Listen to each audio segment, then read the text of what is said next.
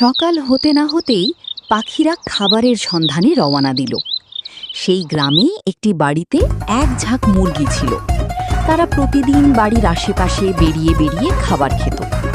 মুরগিগুলো খাবার খাচ্ছিল, তখনই একটা দুষ্টু শিয়াল সেখানে আসে এবং মুরগিগুলোকে দেখে লোভ সামলাতে পারে না।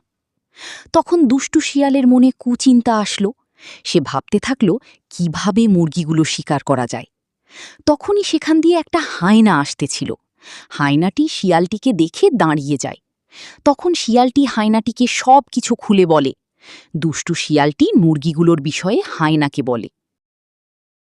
সেটা শুনে হায়নাটি এক পা দুপা সেই গ্রামের বাড়িটির দিকে হাঁটতে শুরু করে।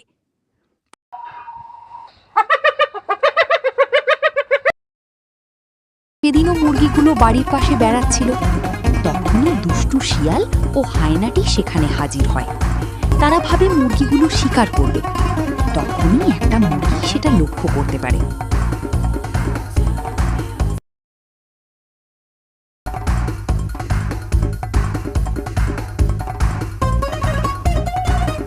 সেটা দেখে মুরগিটি বনের একটা লাল বাঘকে গিয়ে সেটা খুলে বলে।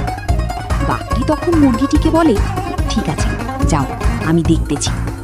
তার পরের দিন দুষ্টু শিয়াল ও হায়নাটি জঙ্গলের একপাশে দাঁড়িয়ে শিকারের জন্য ভাবতে থাকে। ভাবতে ভাবতে সেখানে সেই বাঘটি হাজির হয়।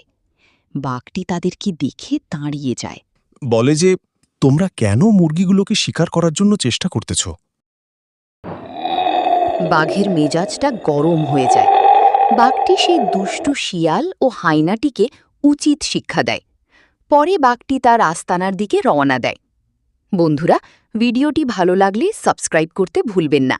ধন্যবাদ।